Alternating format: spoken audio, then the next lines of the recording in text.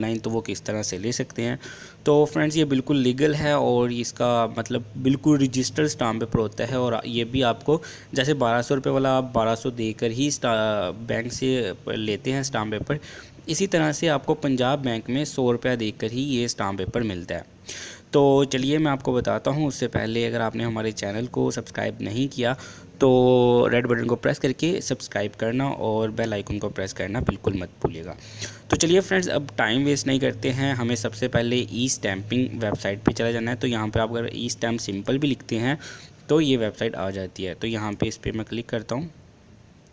तो यहाँ पे आप देखें हमारे पास वेबसाइट ओपन हो चुकी है। तो यहाँ पे हमारे पास बहुत सी मीन्स के ऑप्शंस आ जाती हैं, लेकिन हमें कहाँ पे जाना है। तो यहाँ पे हमें ये ऑप्शन मिल जाती है, तो हम यहाँ पे इसको ओपन कर लेते हैं। और यहाँ पे अगर आप इसको पढ़ना चाहें तो पढ़ सकते हैं, अदरवाइज़ एग्री पे क्लिक कर देना है। ठीक है। तो यहाँ पे ये जो स्टाम्प पेपर है फ्रेंड्स, ये हमारा 100 रुपये वाला स्टाम्प पेपर होता है। ठीक है। तो यहाँ पे आपको इसको सिंपल भर लेना है। यहाँ पे आपको डिस्ट्रिक्ट देनी है जो भी है लाहौर। यहाँ पे आपकी जो तहसील है ये ऑटोमेटिकली सर्च करेगा और फिर आपको बताएगा कौन कौन सी हो सकती हैं। तो मेरी मॉडल टाउन है।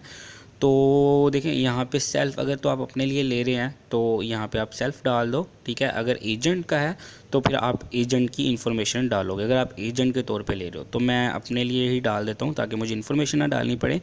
तो यहाँ पे आपको कुछ भी डाल देना है, तो मैं अभी कुछ भी डाल देता हूँ। ठीक है।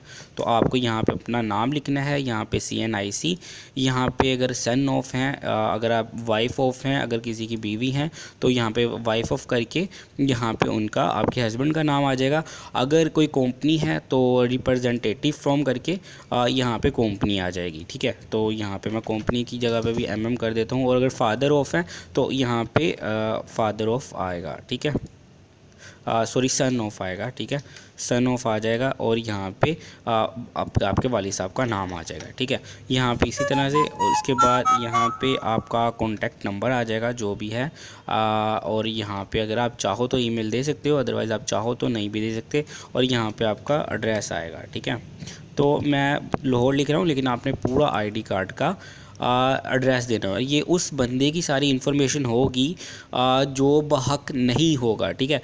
तो मींस के अगर आप कोई चीज़ सेल परचेज़ कर रहे हो तो जो बंदा सेल कर रहा है वो ये सारी की सारी इन्फॉर्मेशन वो देगा। ठीक है। इसी तरह अगर किरायानामा है तो किरायादार की सारी इन्फॉर्मेशन यहाँ डलेगी, मालिक मकान की नहीं डलेगी। ठीक है। तो जो बहक बंदा होगा वो यहाँ पे नहीं आएगा, वो आगे आएगा। यहाँ पे सिर्फ वो बंदा आएगा जो कि स्टाम्प पेपर इशू करवा रहा है, जिसके नाम से इशू हो रहा है। ठीक है। तो इशू करवाने वाले बंदे की मैंने आपको बता दी कि अगर किरायादार है तो किरायादार की इन्फॉर्मेशन यहाँ पे आएगी।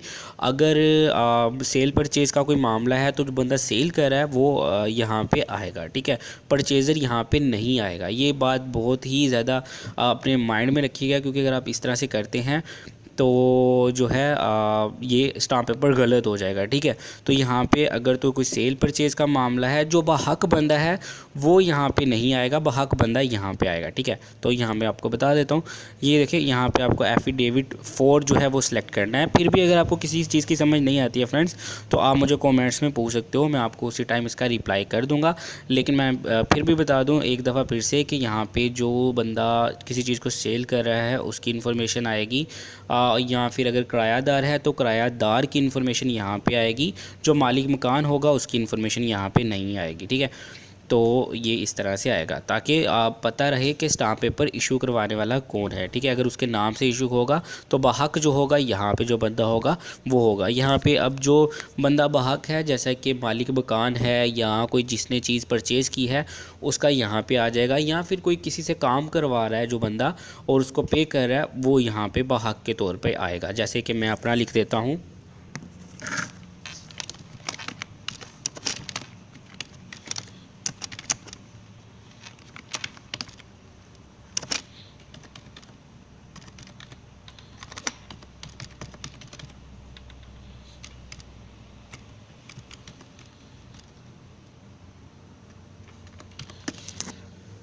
तो फ्रेंड्स ये इस तरह से करके आ जाएगा। ठीक है।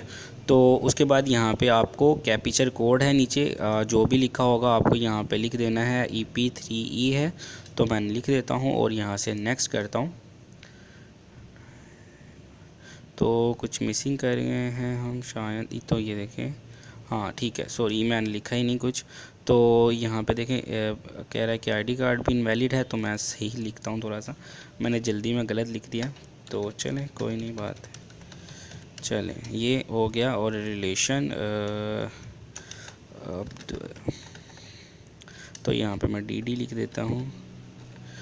तो चलिए ये हो गया पूरा। अभी जो है हमारा चलते हैं हम फॉर्म की तरफ, NKY।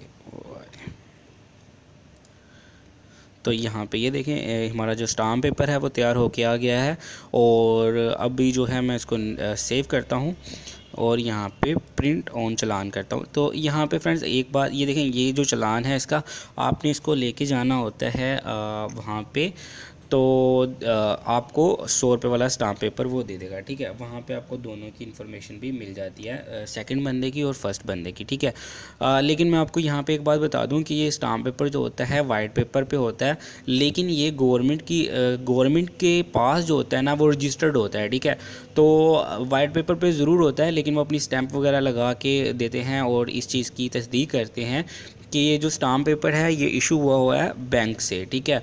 और ये गवर्नमेंट के खाते में आपका जो स्टाम्प पेपर है वो मौजूद होता है, तो आपको डरने की बिल्कुल भी ज़रूरत नहीं होती है कि आप ये सोचें कि यार ये वाइट पेपर पे स्टाम्प पेपर है तो ये गलत हो गया, ये हो गया, इस तरह से कुछ भी नहीं होता है। ये बिल्कुल रजिस्टर्ड और वेरीफाइड स्टाम्प पेपर होता है। और ये देखिएगा आप आहिस्ता आहिस्ता जो गवर्नमेंट है इसको सरकारी पेपर पे भी लेके आएगी, लेकिन अभी इन्होंने इसको वाइट पेपर पे रखा है। तो चलिए फ्रेंड्स यहाँ पे वीडियो ख़त्म करते हैं। वीडियो अच्छी लगे तो चैनल को सब्सक्राइब कर दीजिएगा, वीडियो को लाइक और शेयर करना बिल्कुल मत भूलिएगा। नेक्स्ट वीडियो में मिलेंगे, तब तक के लिए अपना ख्याल रखिएगा। अल्लाह हाफिज़।